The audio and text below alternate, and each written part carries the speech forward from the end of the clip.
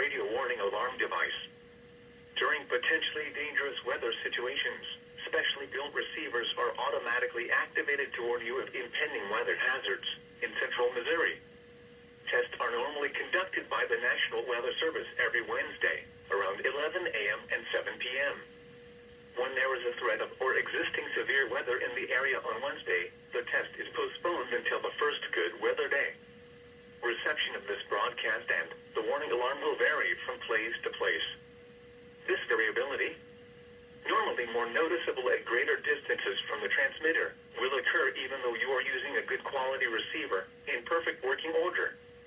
To provide the most consistent warning service possible, the warning alarm will be activated for specific watches and warnings in the Clinton listening area.